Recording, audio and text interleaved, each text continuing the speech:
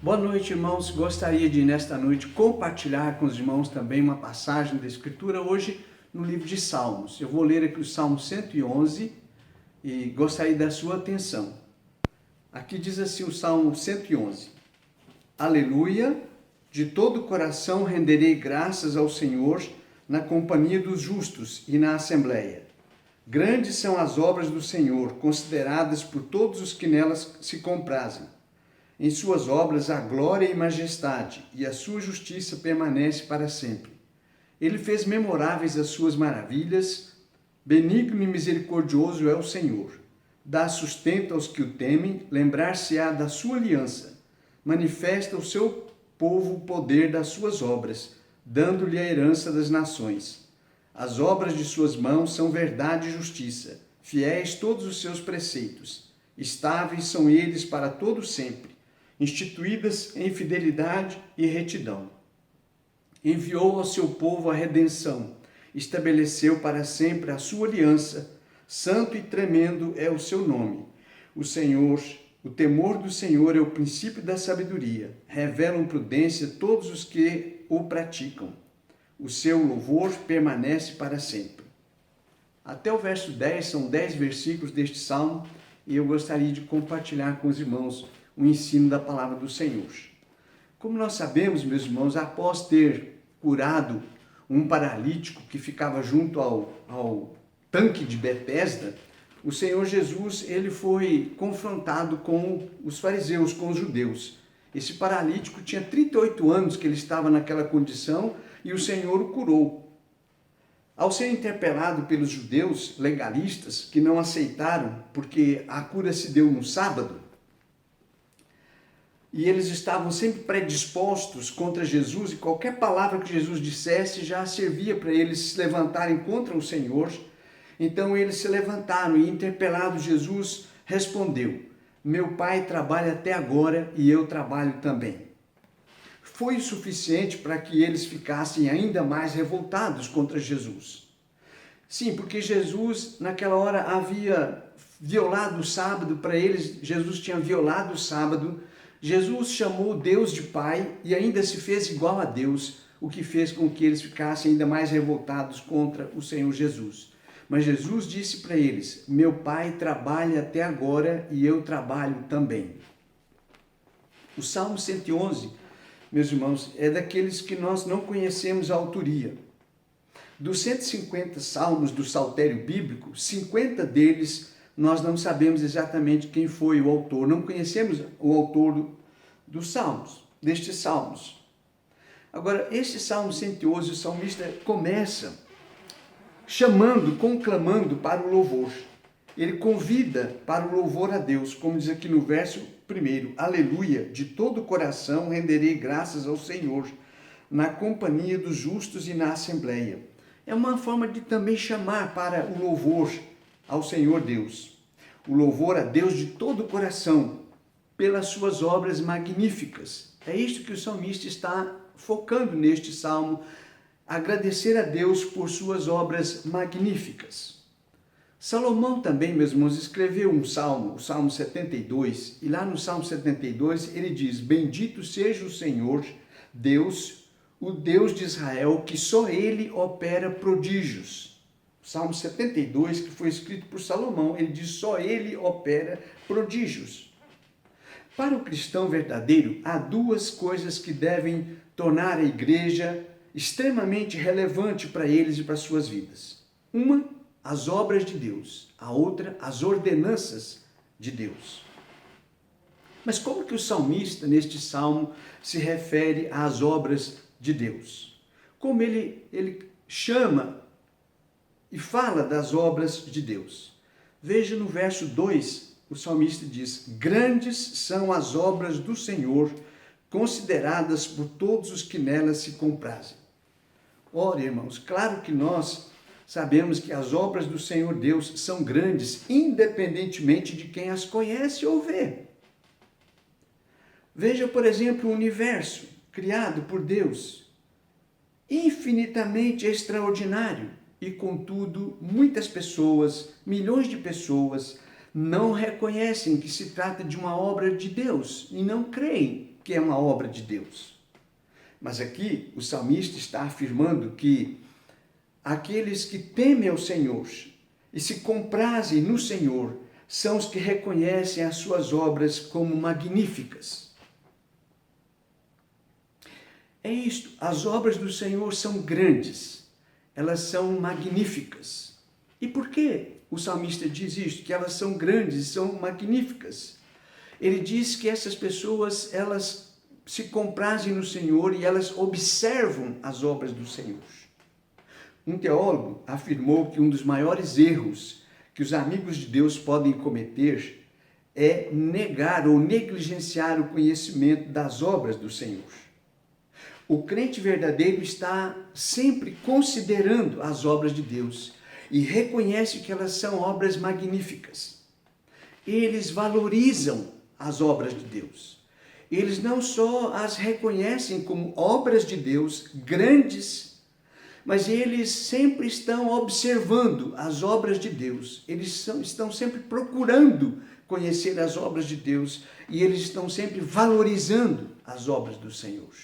Por isso que o salmista diz que são aqueles que se comprazem no Senhor, que reconhecem que as obras do Senhor são grandes. Você tem considerado as obras do Senhor? O que Ele tem feito na sua vida, por você, na sua família, em circunstâncias muitas vezes até difíceis, de enfermidade, de apuros, de aflições. Deus faz grandes obras nas nossas vidas. Ele age assim.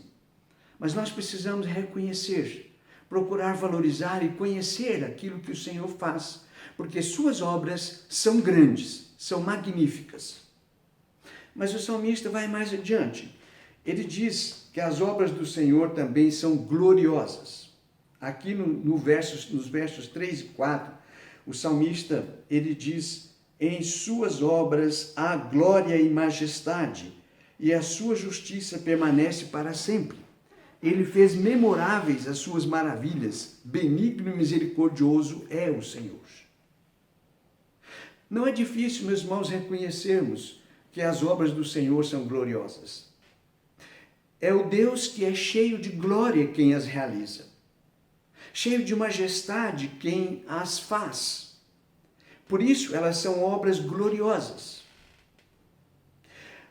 A glória nas suas obras, a majestade nas obras do Senhor, a misericórdia na obra do Senhor, naquilo que o Senhor faz.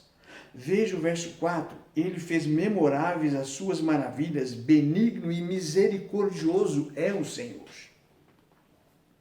Eu fico pensando, meus irmãos, o que seria de nós se Deus não operasse com bondade e misericórdia nas nossas vidas. Imagine se Deus não usasse de misericórdia e bondade agindo conosco. Os atos divinos, os atos de Deus para com suas criaturas são cheios de bondade, são atos de bondade e de misericórdia. A glória de Deus é assim. É assim que Ele faz. Qual de nós é capaz de afirmar que anda fazendo por merecer a bondade do Senhor?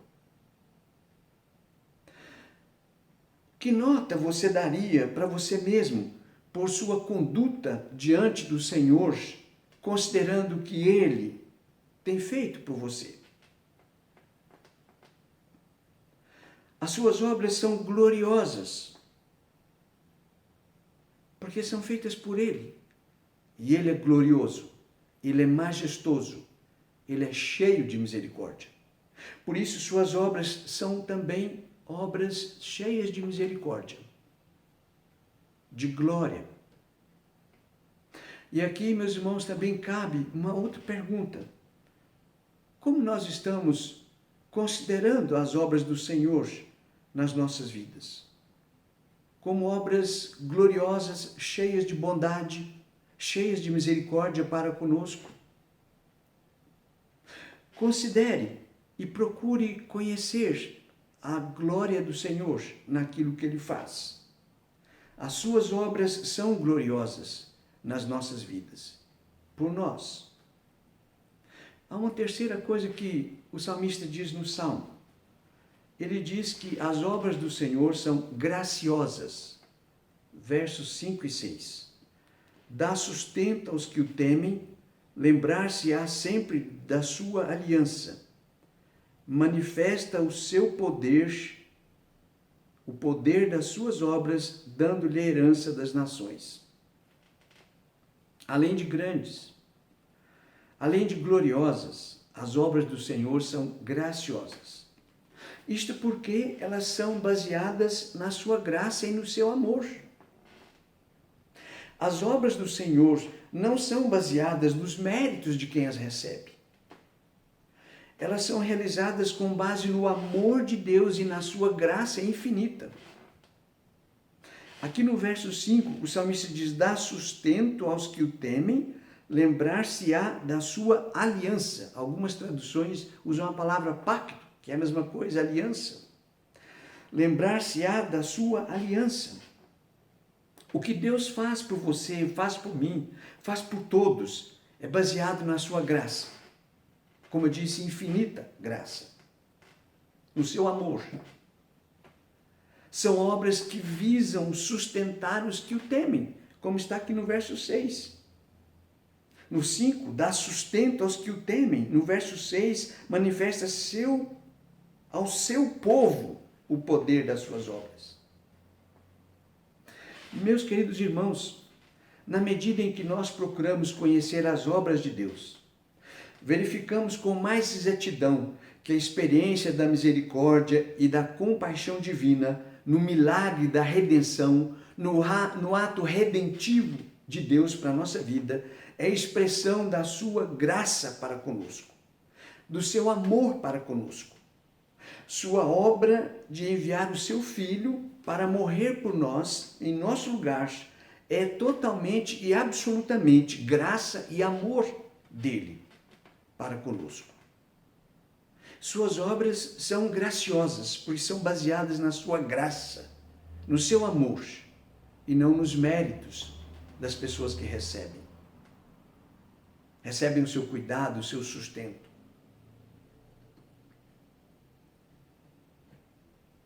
Considere o que Deus tem feito na sua vida e por você. Responda para você mesmo se Deus não tem sido gracioso e amoroso naquilo que Ele faz por você, faz por nós. Suas obras são grandes, suas obras são gloriosas, suas obras são graciosas, baseadas na sua graça. Mas há um outro ensino que eu gostaria de destacar aqui no Salmo 111, a respeito das obras do Senhor, as obras de Deus. É que elas são garantidas pelos seus preceitos, ou seja, pela sua palavra. Nós, meus amados irmãos, conhecemos pelo relato das Escrituras Sagradas situações em que pessoas pediram a Deus um sinal, como uma prova de garantia daquilo que Ele, Deus, disse que faria por eles ou nas suas vidas. Eu gostaria de lembrar alguns exemplos desses, está na Escritura Sagrada. Raabe, por exemplo. Raabe, quando visitada pelos espias, os espias disseram para ela o que aconteceria com a cidade, que seria destruída. Então ela pediu clemência para eles. E ao mesmo tempo pediu um sinal, uma garantia de que Deus livraria ela daquela situação por ela ter agido com misericórdia ou com bondade com eles. Ela queria uma prova, um sinal. Lembrem-se do exemplo de Gideão. Está lá no texto de Josué também. Lá no texto de Josué diz que Gideão, aliás, Juízes, no texto de Juízes, capítulo 6, diz que Gideão, quando chamado por Deus para libertar o povo de Israel, ele primeiro disse que não era capaz de fazer aquilo, que era uma pessoa muito simples para fazer aquele trabalho. Mas o Senhor disse que ele deveria fazer, que Deus o estava chamando para fazer. E ele naquela hora pediu uma prova para o Senhor. Ele disse, qual é a prova que o Senhor vai me dar de que eu vou fazer isso? Pediu uma prova, um sinal, para crer naquilo que Deus estava falando para ele, aliás, ordenando para ele.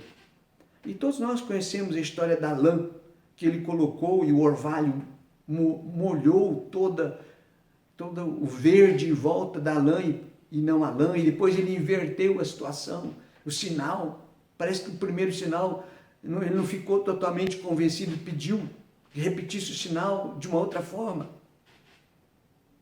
Davi também pediu um sinal. Basta você consultar lá no Salmo 86, verso 17, o salmista Davi diz, dá-me um sinal de que tu farás isto. Mas o exemplo mais emblemático que nós temos, talvez no Velho Testamento, seja o de Ezequias, onde há a intervenção do profeta Isaías, que vai à presença do rei e diz, olha, você vai morrer. Prepare suas coisas, prepare-se, porque o Senhor, essa doença que você tem, ela vai tirar sua vida. E nós sabemos que Ezequias, quando o profeta se retirou dos seus aposentos, virou para a parede e chorou. Pediu, orou ao Senhor. E o Senhor Deus pediu que o profeta Isaías voltasse e dissesse para Ezequias, eu ouvi sua oração, eu vou te curar. E ele pediu a Deus uma prova de que o Senhor faria aquilo. Uma prova de que Deus iria curá-lo. Muito bem, irmãos, naquelas situações estas que eu citei do Velho Testamento, Deus atendeu e apresentou um sinal, uma garantia. Mas, na verdade, meus irmãos, a garantia de que Deus fará o que Ele diz é a sua própria palavra. A garantia de que Deus fará aquilo que Ele prometeu é sua própria palavra. E continua sendo assim. A palavra do Senhor, ou seja, os seus preceitos, são a garantia de que Ele fará aquilo que Ele prometeu. O salmista diz, ele diz, manifesta o teu poder no verso 6, mas no verso 7 ele diz, as obras de suas mãos são verdade e justiça, fiéis todos os seus preceitos, verdadeiros todos os seus preceitos, estáveis são eles para todos sempre.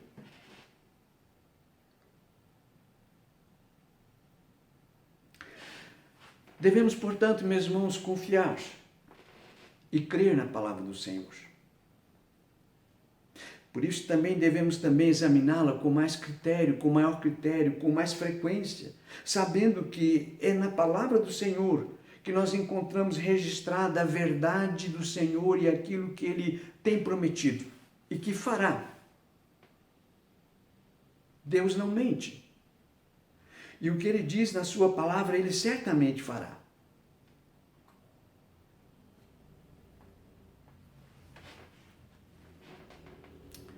Há no Novo Testamento também uma história muito conhecida, em que também tem um pedido, retrata um pedido de sinal.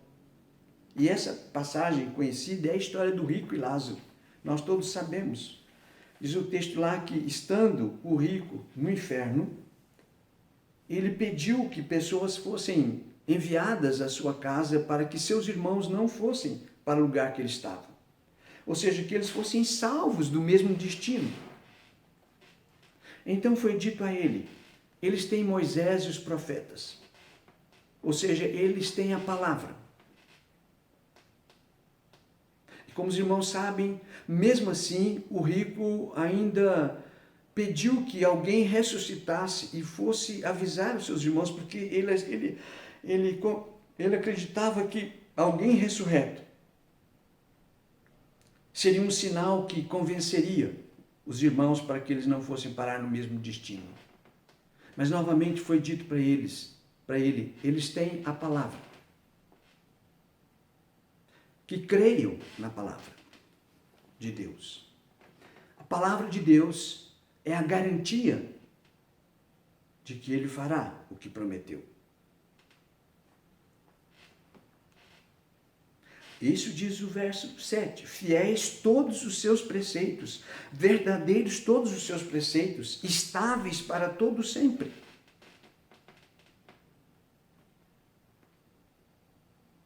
Quando nós abrimos o Evangelho de João, nós encontramos no Evangelho de João várias afirmações do Senhor Jesus, também muito conhecidas. Jesus, lá no Evangelho de João, registrado por João, o apóstolo que esteve tão perto do Senhor, está registrado: eu sou o pão da vida. O que vem a mim jamais terá fome, e o que crê em mim jamais terá sede. Está escrito lá no Evangelho de João: quem crê em mim tem a vida eterna. Se alguém guardar a minha palavra, não verá a morte eternamente. Está escrito lá: eu sou a ressurreição e a vida. Quem crê em mim, ainda que morra, viverá. João registrou as palavras de Jesus: eu sou a porta, se alguém entrar por mim, entrará, sairá e achará pastagem.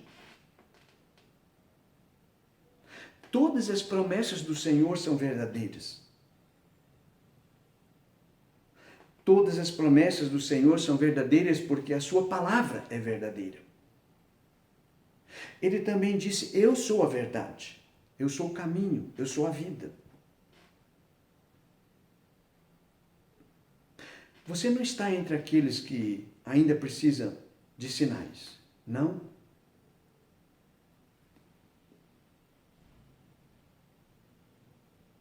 Você crê na palavra do Senhor?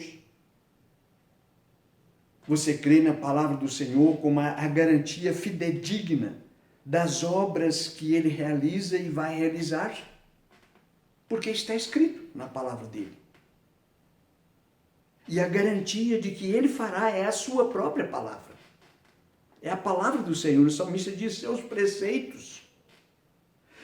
preceitos são verdadeiros. São fidedignos, são estáveis para todo sempre. Meus irmãos, Deus tem realizado grandes obras, continua realizando. Mas todos nós sabemos que a maior de todas é a obra da cruz. É a obra da redenção, da salvação em Cristo Jesus. E a Escritura Sagrada, ela foi dada ao homem para que ele soubesse disso, conhecesse as obras do Senhor, e dentre elas a da salvação em Cristo Jesus.